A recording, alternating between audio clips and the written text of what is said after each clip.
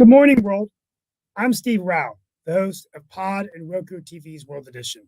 Give me 1 second so I can adjust the lighting. I apologize. I greet you live from PBS Carolina here in the station, and I want to welcome you to the show. I'm going to be leaving early today because I'm doing another show called State Lines, a new show, and I just did the PBS Black Issues Forum. But I want to welcome you to the show, and today our show will be dedicated to Ukraine, but Monday will be our Ukraine edition, as we will have a special guest from the Ukraine Association talking about the war in Ukraine and giving us his political analysis. 1 year ago today, Russia invaded Ukraine, and 1 year later, over 40 to 50,000 Ukrainian civilians are dead, hundreds of thousands of Russian and Ukrainian troops. But the 600-mile stretch of the Ukraine border remains relatively unchanged, and Russia has not been able to seize Kyiv as they initially had thought.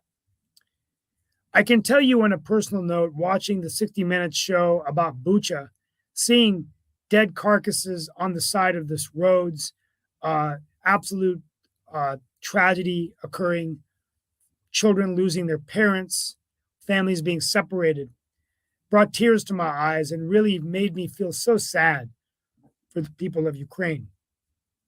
They're in North Carolina, the state where I reside and Mark Lee resides, over 21,000 Ukrainians. Many of them actually are from Dnipro, which was the rocket science capital of the former Soviet Union.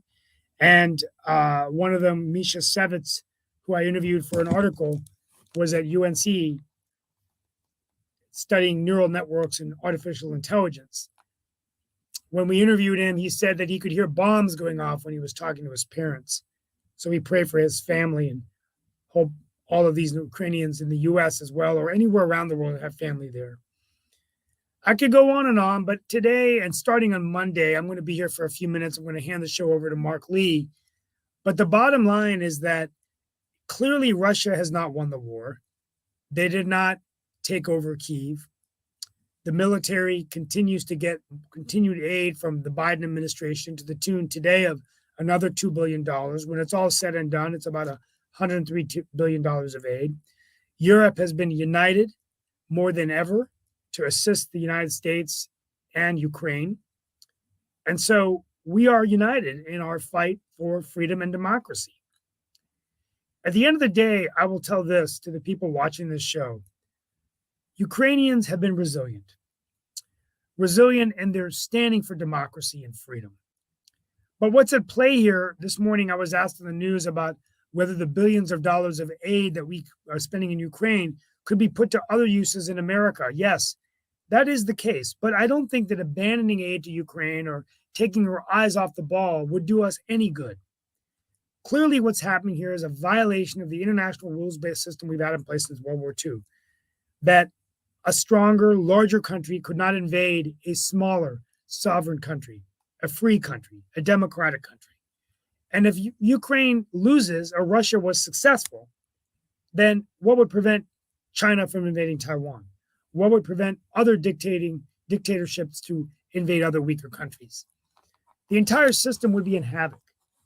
So I think it's important for the United States, just like in World War II, that we lead these efforts, that we stay united and do what we can. I'll close out with the fact that I think our strategy needs to change in terms of how we punish Putin. Sanctions are not enough. And I think maybe an energy strategy that weans away our dependence on foreign oil, along with Western Europe, who gets 25% of their oil from Russia, and of course, India and China. As Fareed Zakaria has said on the show time and time again, the two things that have kept Russia going are oil and gas, oil and the military. But I think it's fair to say that the Russian military credibility today has been completely obliterated. Their military has just not been as strong. The troop morale is down. Maybe the Soviet Union or the former Soviet Union, now Russia, has never been as strong as it's claimed to be. So if we can get them with oil, I think we're going to be in a much better position. But we want to thank the people of Ukraine for their solidarity, for their inspiration, and for a reminder that freedom is worth not only fighting for, but dying for. Long live Ukraine. Today we have with us Mark Lee, other analysts will be joining. We've also got Lee Newton Rhodes with us, as well as Dr. Dan Worthington. So that is who we've got Yeah, and Dan with us and Worthington, everything. we thank you. I'm here for about 5 minutes. We're going to leave today. Monday will be our Ukraine edition, where we have an actual dedicated person that's going to be talking about this. But when I mentioned that, I thought of Dan Worthington when I made my remarks, because he's a veteran to our country, and you put yourself out there to fight for freedom, and I think it's important. And I didn't. The question was hard for me today. Well, would I want to pull all the aid and give it to the U.S.? Yeah, if I had $100 billion and I could put it in U.S. domestic uses, I would. But I don't think abandoning what we're doing is the right thing either. So I think we got to stay committed. And I do believe that Russia will lose if we can continue. But how do we define loss? Is it not winning? Is that a loss, or is it actually getting them to retreat? I don't know. Well, Dan may have some thoughts, but one of the things I was going to ask, and I don't know people's thoughts about this, but that's 100 billion or however much money that has been put in aid and everything. After the rebuilding of the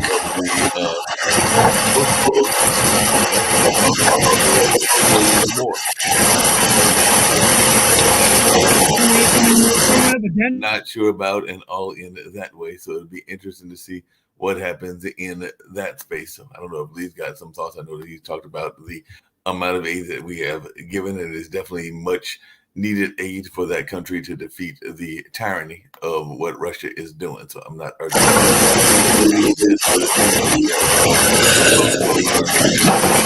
about what's going on with the amount of money that is being poured in and all along those lines. So I don't know if anybody has any thoughts around that. I was actually surprised by some of the countries that decided to vote against what's going on in the whole situation of the Russian-Ukrainian war, because one of them actually faces their own world war and everything, because one of those countries that voted against it is Eritrea, and my dad actually spent the time teaching in Eritrea for a minute, so I do know that Eritrea is very much of a country that has been at war with Ethiopia for a number of years, but I also know that they are getting support from Russia, so that's probably why they voted in terms of opposing the declaration, because the 6 countries were Belarus, North Korea, Syria, Eritrea, Mali, and Nicaragua. So definitely not overly surprised by some of those, but there were also quite a few countries that decided to abstain. And of course, China was one of those. I think India was one as well. That decided to abstain. It was like, is that on my end, guys? Excuse me? Is that on my end? I don't know what noise that is. I apologize. Steve, it's not you or me, because we both muted and it still came through. Yeah. Okay. Was it Dan?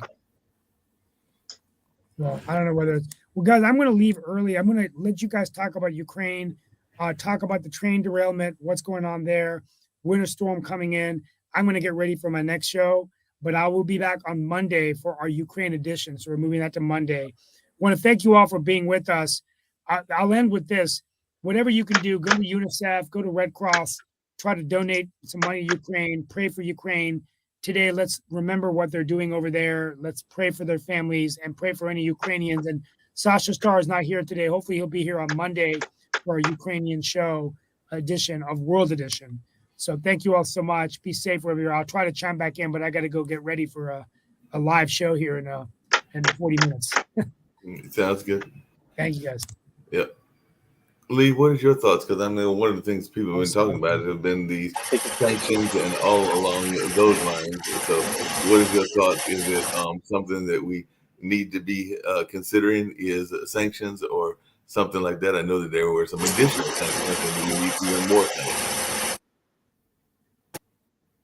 I know the sanctions is going to work because who's doing the sanctioning? The United States, but everyone else is still participating, still trading with Russia. Europe's trading with Russia. I don't understand. They're like, it doesn't make any sense. It's like, Mark, it's like you recycling, but Dan and I, just littering, what good is your recycling?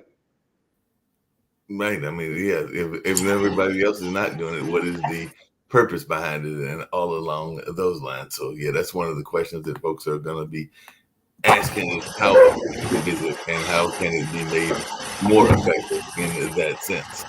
The UN needs to get either on board or not. All the countries together en masse, not just one or two. I don't understand. And in terms of supporting this, I think it's extremely irresponsible, and it does a disservice to the taxpayers to give Ukraine, as good as the cause it may be, an open checkbook with no accountability, with no end in sight. Do we not have limits? Do we not have control over this money? Yeah, we've talked about that before, especially with their history of corruption. And the other thing that, I think everybody's sort of glossing over is the fact that Ukraine really doesn't have a democracy right now.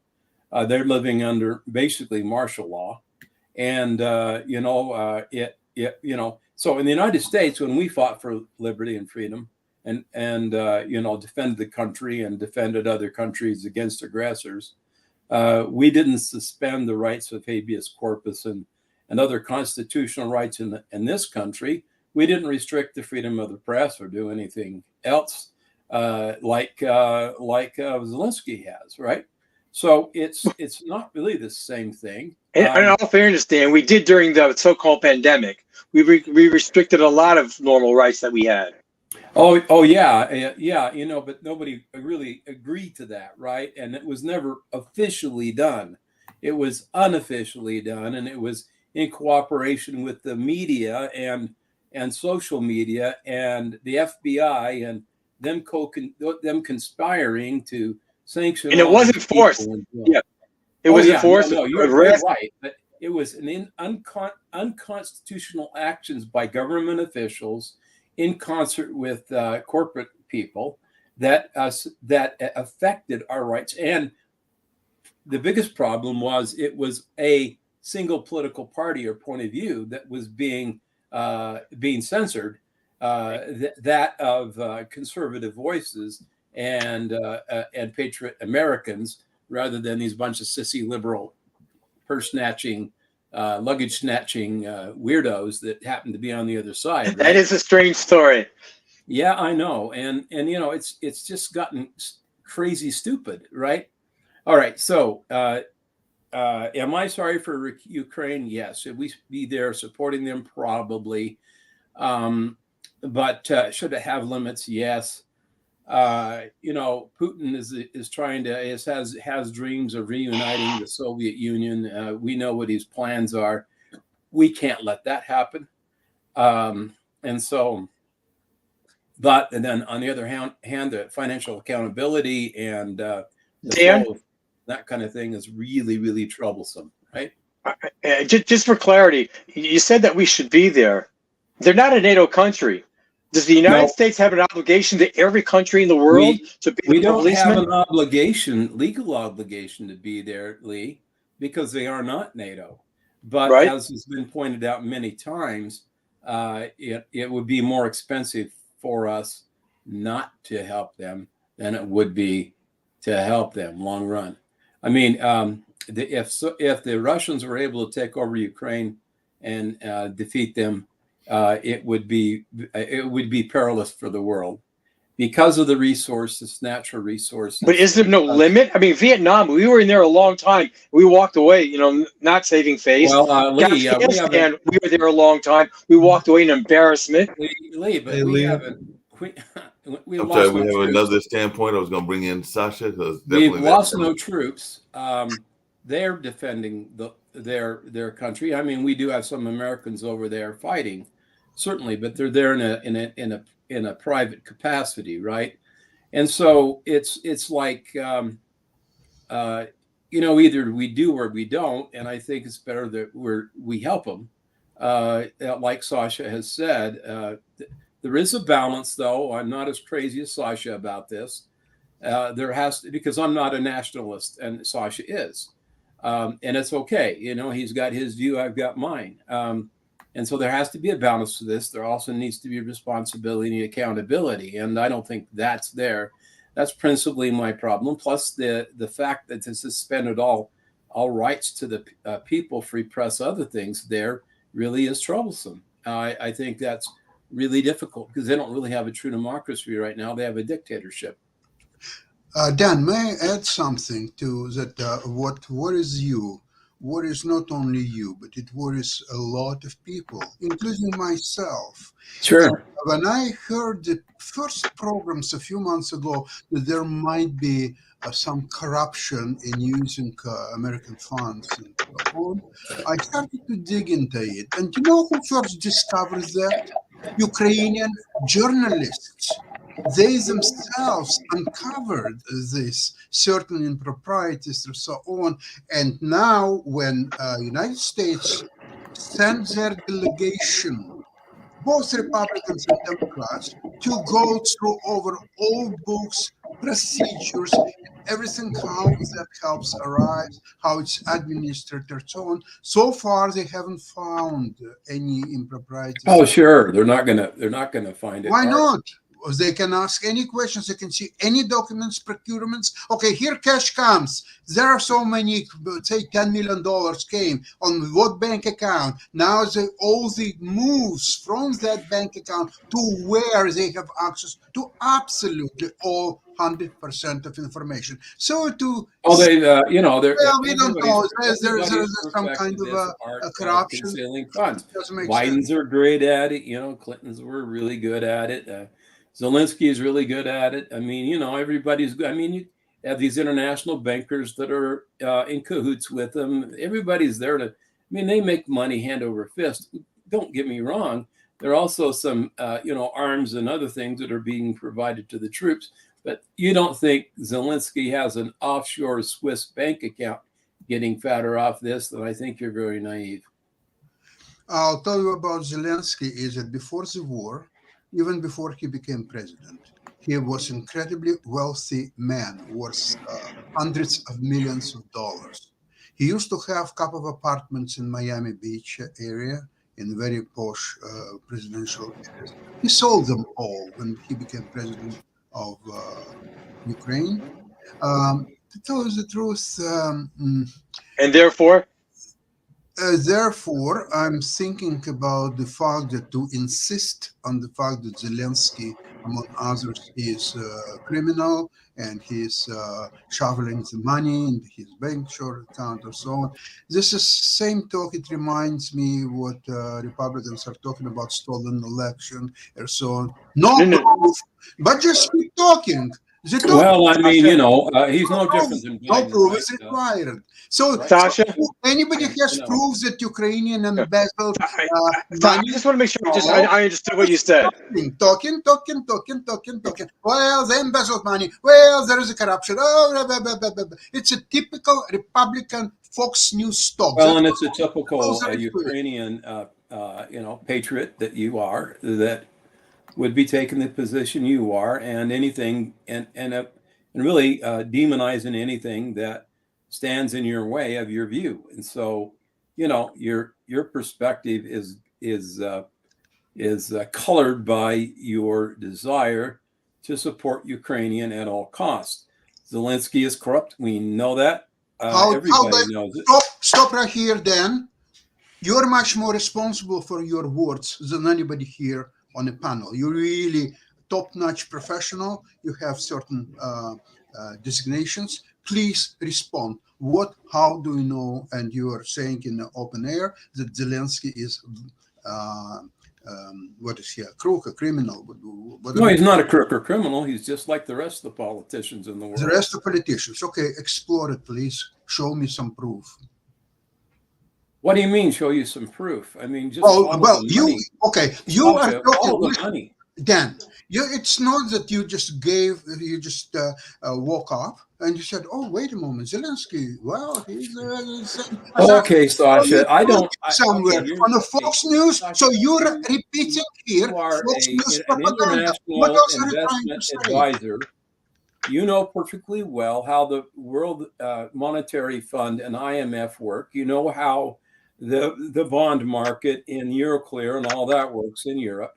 You know how all those it's not concerning the wartime. It's not concerning then the wartime when the country is fighting for its survival. And you are repeating Fox News lies propaganda. It just doesn't make any sense. You know, the Clintons were involved in that in a heavy way because they were given access to it.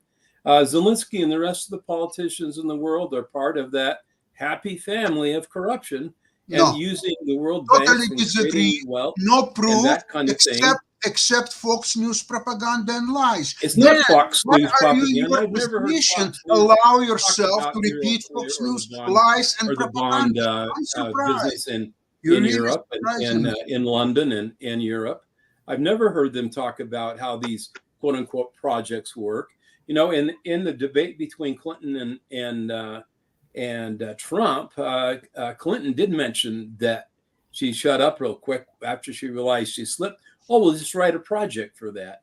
Well, because what you can make money by writing these quote unquote projects that are quote unquote underwritten and funded by the World Bank and the IMF, and in conjunction with the large And what it has to international do banks. with your assertions that Zelensky is involved in this so-called project. All of the politicians. No, Dan, please. You're talking about like a They're little given simple man access on a through the United bazaar, you Nations. know. It's how it works. No, I mean, Dan, you know, I happen to know because I have been involved in those programs tangentially myself. Okay, what it has to do with Zelensky, who is a president of a fighting country, who sacrificed tens of thousands, if not hundreds of thousands, of the lives of their citizens to protect Western democracy. There is no doubt you're that repeating the this Ukraine unproven are facts, lies, propaganda, and it doesn't make any sense. Come on. I highly respect you, but in that case, I must say that I'm really surprised by what you. I am supportive of providing them arms. I'm just telling you. No, that doesn't. So you know, I mean, you can talk as much as you and want. even that you support them, I think history is going to prove me right. 75% of You know, Republicans Biden has don't already been support that. They want to stop any help to Ukraine. Right? We So, know that. We can talk over each other all you want and let everybody kind of listen. Your party doesn't support and it. me talk. Knows that, but it doesn't matter anymore because it's saying the Republican Party today is a pathetic entity. It the has US no wouldn't be program, funding it has no Ukraine vision, right now. it has no people, So it has no that's speakers. the point I'm trying So to if make. you take Biden's speech in Warsaw, for example, no Republican Party has even one person, just one, who can do even close to what Biden did in Warsaw. And by the way, in Kyiv, but Warsaw is even more substantial. Oh yeah, you know, you're really a pro-Biden guy, Sasha, aren't you? Keep your Trump. You love Biden. And Well, you know, what you level. might want to do is change your citizenship. Come over here so you can be a freaking Democrat and join those. I have my own problems here in liberals, Canada. Right? There is somebody with the name Trudeau who Canada, is horrible. Yeah, I mean, you don't. I mean, you're in Canada. Okay. You don't really have a dog in the fight.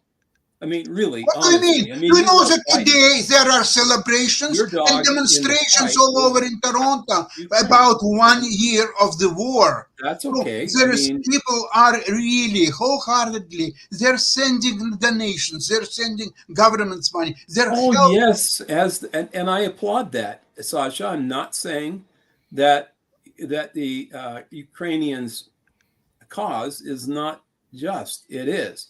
Russia has invaded them, right? It's just the question of how much and to what extent the U.S. should be funding this continuing aggression. Now, Lee said, compared it to the Vietnam War, it's not like the Vietnam War. It's only been a year, number one. We don't have any troops involved, but the same level of corruption and involvement by the military-industrial complex is involved. The same drivers that were driving the Vietnam War are driving our involvement in Ukraine. And so, you know, I mean, it is what it is. That's not true. Without the White House, without the administration, the military-industrial complex wouldn't have any. Did you serve in Vietnam, Sasha? No, I didn't. Yeah, no. Well, I did. So, I mean, you know, we know the history of Vietnam. We know the history of the wars with the United States and the long, protracted conflict that we were involved in Iraq and Afghanistan. We know the loss of the thousands of lives in the Twin Towers on 9/11. We know that American blood has been spilt over there in fighting for the freedom of those people. We know that because of the way Biden withdrew, it was a colossal bungle. And I mean, you try to defend that freaking mindless idiot, and all the time. I'm not doing that at all. Get it. I'm upset with certain Biden moves, just like you are. For example, the same withdrawal from Afghanistan. And you keep applauding his speeches. He doesn't write his speeches. He's brilliant. Just he doesn't write his speeches. Have any politician. He doesn't write his speeches. Who can do anything? Speech writers who write his speeches. He reads from a teleprompter, because if he didn't, it doesn't matter. He'd be slipping down the stairs and mumbling to himself. But he reads very well. So let's admit one thing. He reads really well. That's really good. I like that. He reads really well. Trump should have listened to more of his handlers, because if he would have, he wouldn't have stuck his foot in his mouth so many times. Mm-hmm. And but Biden, he's a yes man. He follows along. He reads what he's given. He signs what he's given. He says what he's told to say, and that makes him. How do you know? Have you listened to Fox News? Is that what they're saying? And he's just not competent to be president anymore. Oh, okay. No, I don't think Trump should be running either. Because obviously that's a problem. And hell, I want Biden to live the next 2 years. I wouldn't want Kamala Harris to be president of the United States. Wouldn't that be a disaster? Anyway, I'm trying to look at this in kind of a balanced way from an American standpoint. Okay, I'll try. You are a Ukrainian. Okay, let me help you with something. And I honor you for that. With something. You mentioned all the wars: so Vietnam War, Afghanistan, Iraq, and everything else. Vietnam. Yeah. Korean. I started with Vietnam. Yeah, I wasn't in Korea. Okay. Obviously, I'm too young. Okay, but let me show you what's the great difference between all these wars and what's happening right now in Ukraine. Nobody, Vietnam or Afghanistan or Iraq and all these many countries, no one has threatened the world order.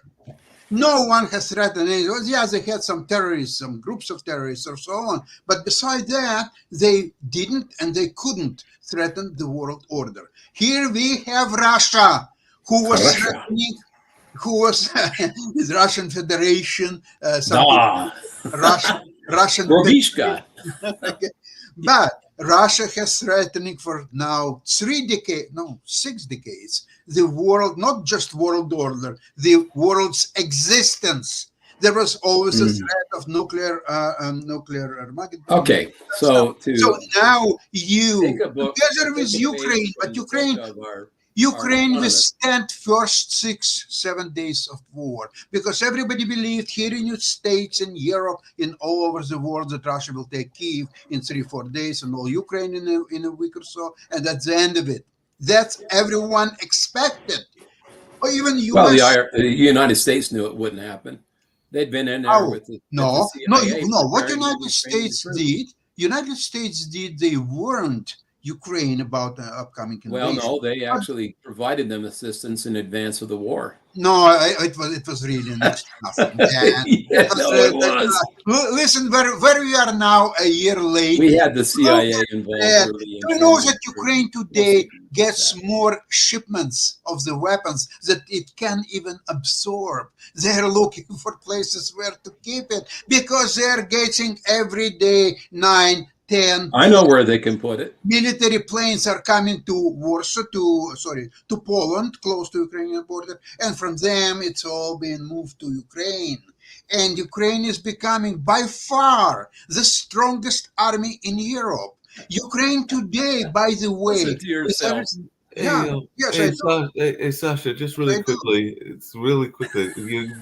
You raised a couple of questions that I gotta ask and everything, because, well, one, I'm surprised that a group of folks that are at a certain conference, and I'll get to that in a minute, but you said that nobody has disrupted the world order. There used to be this thing called colonialism and things of that nature. I would argue that in some ways, China is the new colonial power. Oh, yeah. Look at what they're doing in Asia. Look at what they're doing in Africa. Even look at what they're doing in the West. But They've China been has threatening not the world attacked order for a anybody, long time. to my knowledge. Has China attacked anybody yet? Yes, they Whom? have. Whom they attacked? United States. They have Oh, I see. Hong attacked Kong? them. They have attacked them politically. How many They have people they killed attacked them already? economically. They have attacked them socially. They have stolen their technology. Sasha, they have been at war with the United States for a very long time, and for you to deny that is absolutely childish. I mean, It's not a war that Russian waging against Ukraine. We are talking about different things at all. If China, well, I mean, if you're talking about the China's ability to create new and more advanced technologies, because we give them money to expand their military industrial complex because of the imbalance of trade deficit in the United States. They're buying up our debt. They're buying up our land. I mean, they're creating a terrible insecurity between the United States and them just by a balance of assets and other things. So there is this very serious problem with China. China is not stupid. They know that an invasion of the United States would result in, because what everybody has, 7 guns. United States. I have 7, and we know how to use them, right? And so it's like you want to attack the United States, you pay a very, very, very dear price because of our armed militia, our armed civilian population. Now, you passive Canadians, you don't even know how to fire a gun because you guys are up there pansy-ansying with your prime minister, who's sort of half woman, half man anyway, and you just half black, half white. He doesn't even know what he is, and so we. Actually, some people discovered that his real father is Fidel Castro. That's probably true too. I mean, who knows? I don't know. I don't care about Trudeau. You do. I mean, see, you hate him. I have to. That makes it's funny because you hate Trudeau and you seem to like Biden for some reason, and I don't get it because they're both of the same stripe. They both promote the same world order type of ideas, and they are in there to support. And you talk about the world order. The world order isn't exactly. Trump said that this idea of globalism actually weakens the sovereignty of the United States, and it's true, it does. So certain choices have to be made vis-a-vis sovereignty and globalist ideas and balance. We're not the full employment responsible for the full employment of the world, right? To the extent that trade deals benefit the United States and other countries, well, great. The extent they don't, or it makes it so we're not producing the things that we need strategically in our country, then we need to look at those priorities and balance those issues, and particularly with countries that are not particularly loyal to us or are sitting on the fence, like India. Steve talks about India a lot. Well, India is not exactly our friend. They're not our enemy, but they're in it for themselves. And so we have to watch out for India. They're emerging, right, as they want to be a superpower.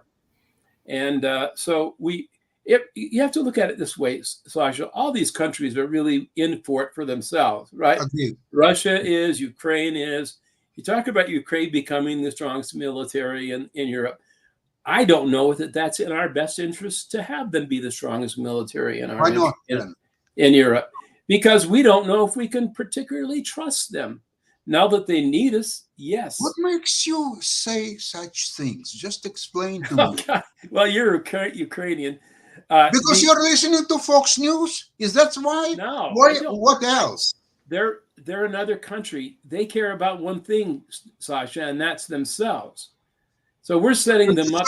Every country does so. So we're setting them up to be the replacement power for Russia. Is that what you're telling me? Is that what you want? Yes, it's what you want. But there is you want them to absorb other countries like Russia would. As I said before, yes, Russia was threatening world war for the last 60-some years. Ukraine never threatened anybody, right? So why are the Middle East have been fighting for thousands of years, right? And even people with the same religion, but they're different sects, so they can't stand each other.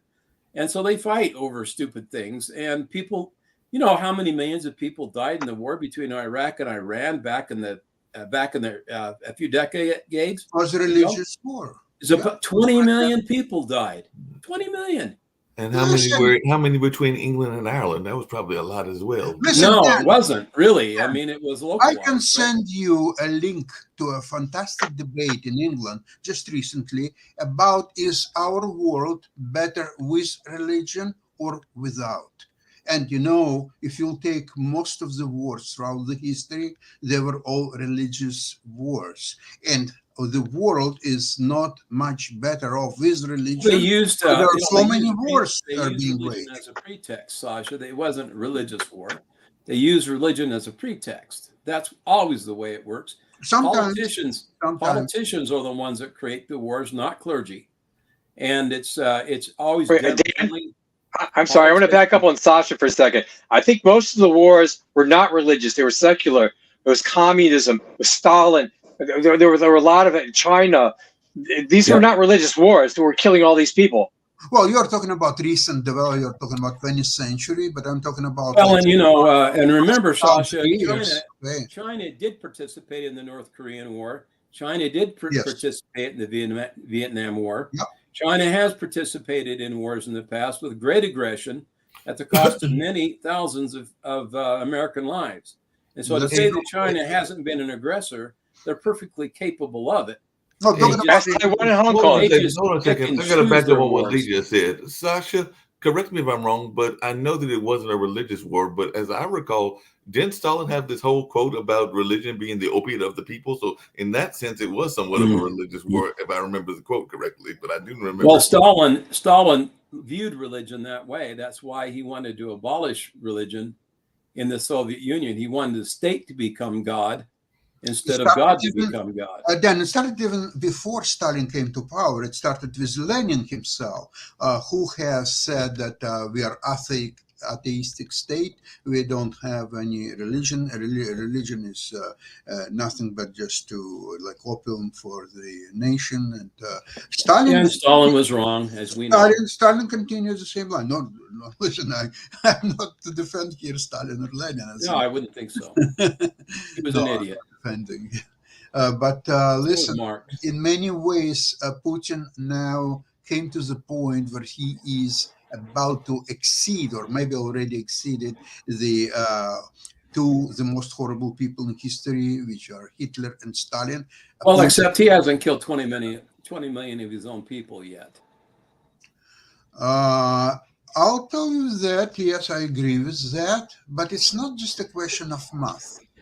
It's a question that Putin, with the last year's invasion, he's put on the line the lives, the happiness of millions, of tens of millions, of 140 millions of Russian people. He has. So he ruins their life for the next generation, maybe even more. Yeah, for what reason, right? For what reason? There really isn't a lot to gain. But Sasha and Dan, I do have to ask a question about that. He gets some technology, but that's, he gets some farming capability. He just wants to expand the footprint of Russia and then the people that it controls. But I got a question around that and everything. He's an empire builder, right? No, and he's definitely an empire builder. He's definitely a tyrant. There's no doubt about any of those words and everything. But one of the things I've got to ask is, I know that there is the meeting of the G20 that is going on right now, and surprisingly, Russia's at this meeting. So I'm trying to figure out if they are, definitely condemned, and they are very much condemned by all of the world. Why did we allow them to come to the G20 meeting? Because apparently, U.S. Treasury Secretary Janet Yellen condemned the illegal and unjustified war against Ukraine at a session attended by the Russian officials. And then she urged the Russian officials there to understand that their continued work for the Kremlin makes them complicit in Putin's atrocities. They bear responsibility for the lives and livelihoods being taken in Ukraine and the harm caused globally. So I guess India invited these folks over there, and there are folks that are trying to say that kind of what folks have been saying here as well, that there are other issues going on. And I know that Sasha has definitely said that this is the most important issue, but Jeremy Hunt, who is the British Treasury Secretary, said that we are pleased that there is such unity among democracies that this cannot be allowed to happen. We don't think that the job is by any means done, there is no choice between whether we focus on Ukraine or focus on other important global issues like climate change. In the end, if we don't resolve global security threats, there can be no progress on those other areas. So he's actually saying what you say, Sasha, which is that this is the most important issue in the world. But there are some other folks that are going like, even at that meeting, that are talking about other issues. I think even Modi said that as countries deal with a slew of challenges in the aftermath of the pandemic, including unsustainable debt, conflict, inflation, and eroding trust in international financial institutions. Okay, Mark, I'll help you very quickly with everything what you're trying to say. If indeed some people, a lot of people in the West, scared of Russia because of their nuclear arsenal, and there could be anytime nuclear war and wipe out everybody. So everybody's dancing around and saying a little bit here, a little bit there. Although it's coming to the end, and you know why? Because the latest try to test their rocket, their missile, the so-called Sarmat. Now, Sarmat is a missile which is just named in the new name Sarmat, but it used to be Ukrainian built and developed missile, which they just renamed. But because they don't know how to do proper maintenance, that test was complete collapse. The missile didn't fly, it didn't explode, it didn't do anything at all. So, and they're not doing that very often, but they have to do now because it's about 23 years now, no, 25 years since they last tested their nuclear warheads. And because of the life of the plutonium isotope and uranium is 10 years and another 18 years, after which they have to be replaced. So they haven't been replaced. So for all practical reasons, Russia today is nothing. They don't have nuclear arsenal, or even if whatever they have doesn't work, or even if it does work, then chain of command will fail and Putin will press his red button, and in commands they will refuse to follow these commands. So therefore, Russia is really today, it's about 1.5% of the world economy. It's so backward. It's technologically zero. So if that's a real thing, and the West should know whether it is or not, they should just dismiss Russia, gave them ultimatum in 72 hours, move all their troops out of Ukraine, and the end of story. And if you don't, all your Kremlin and everything else will be completely in the Black Sea fleet. Maybe that's why the Russians sent their nuclear boats out as a deterrent against that very thing, Sasha, so it could pre-position their assets and their subs in advance of any first strike capability of the United States. What do you think about that? I don't think that they will have first strike necessarily with a nuclear arsenal. They have a huge capacity for a first strike with non-nuclear weapons, which will be devastating because you see, with the nuclear, although their warheads are quite precise, but still that sort of it's an act of unjust and inhumane act. And that hasn't stopped him so far.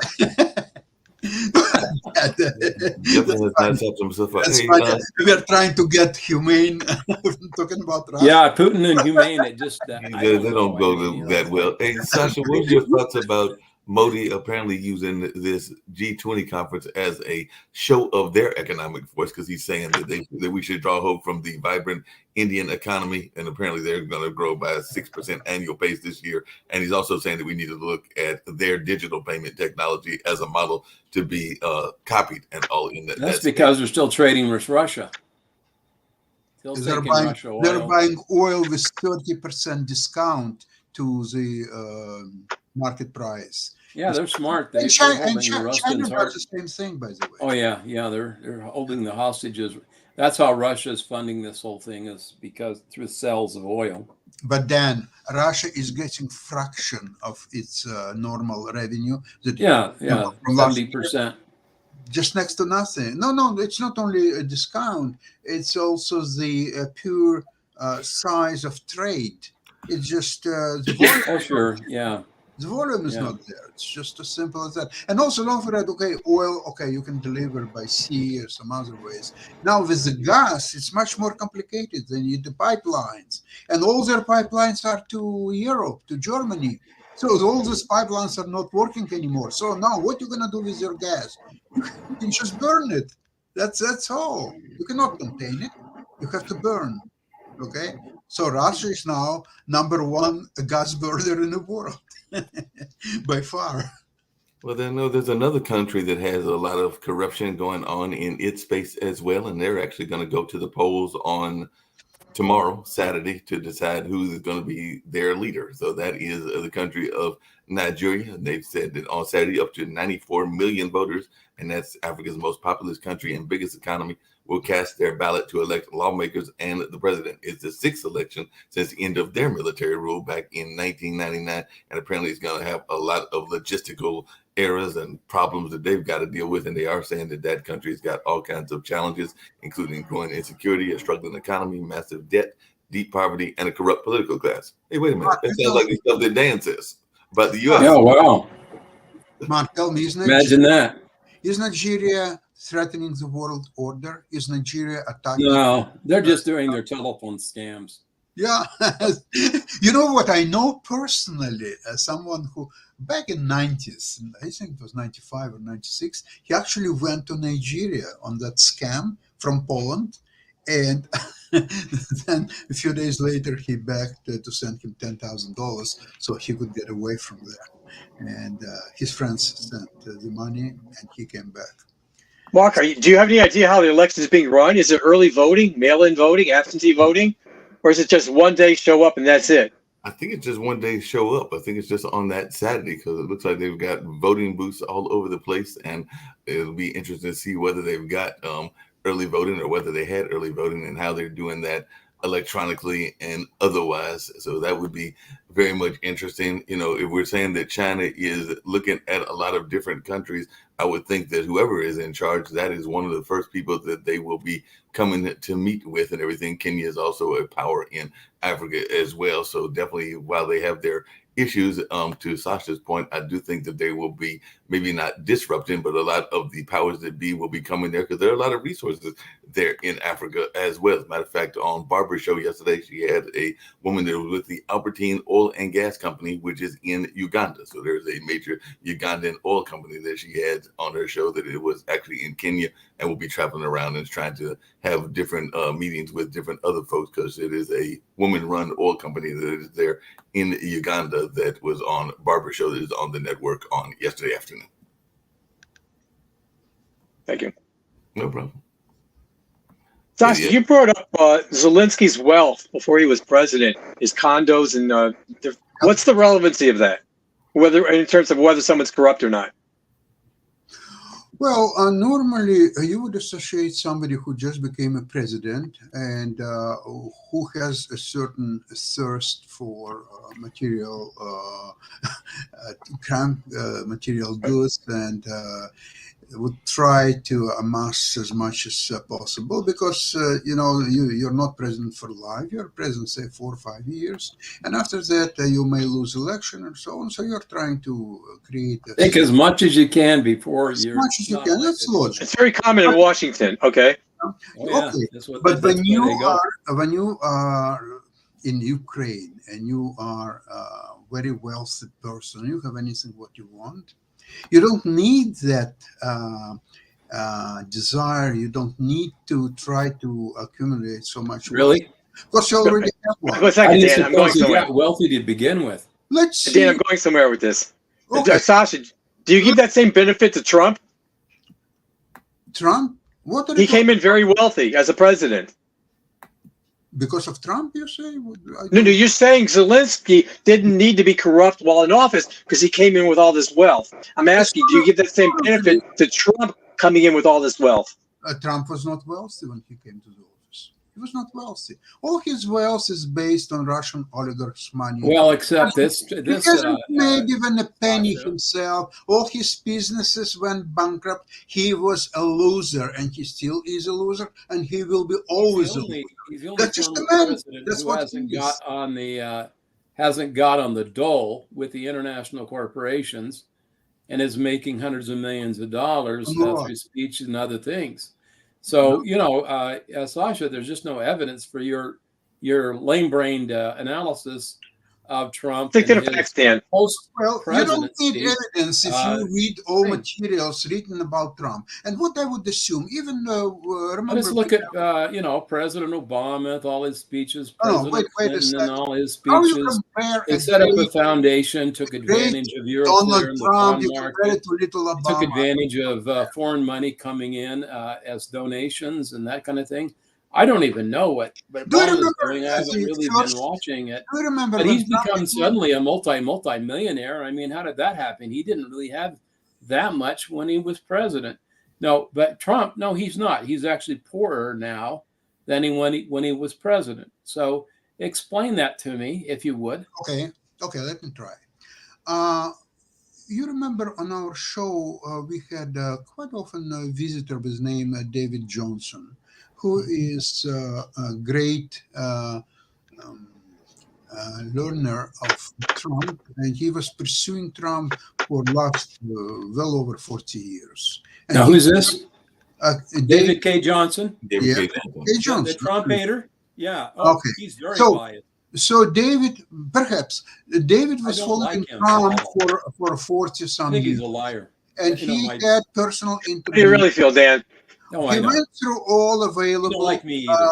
He went through all available public. That's why we don't appear on. He went to all available public records. He wrote a lot of books on him.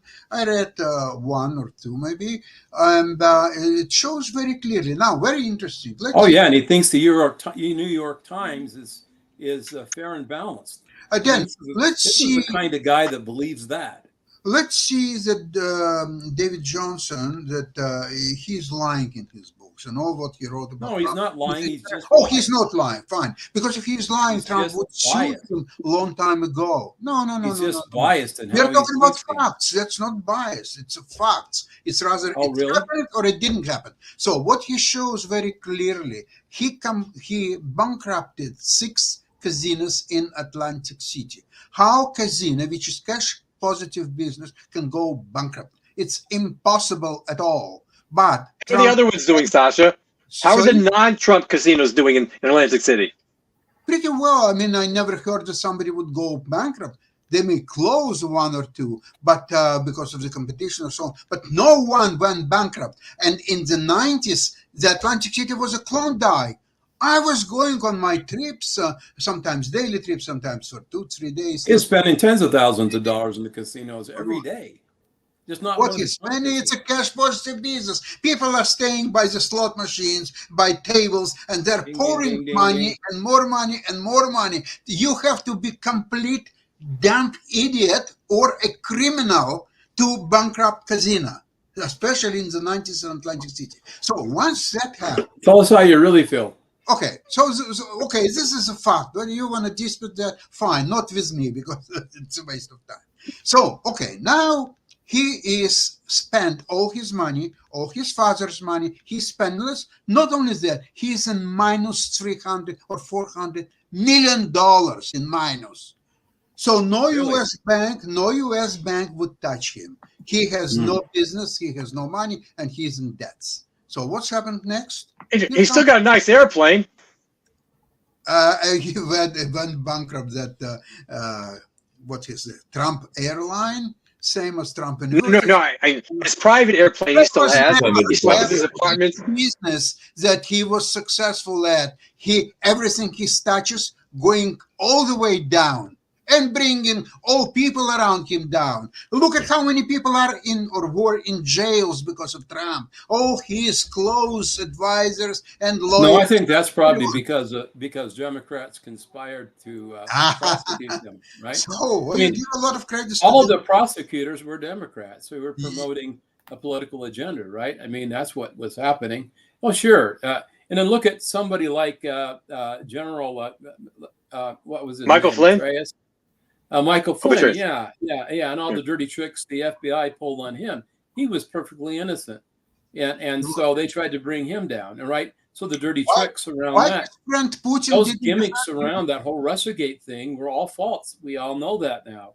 The gimmicks around around the Ukrainian corruption were all false. We We know don't that. know that then. We What's happened when actually Mueller we do report know, was and we do know that Biden's son was taking corruption money okay? from the When Ukrainians from Mueller the gas prepared company. his report, We do know that all the of a Bidens have been sudden, taking money from the a Chinese. William We do know Barr that the Bidens took money short and his funded this investigation, and he center never had at Penn, access to money right? trail. A lot of the documents who were classified were at Penn. Those monies were provided by the Chinese. Okay, so so I don't know.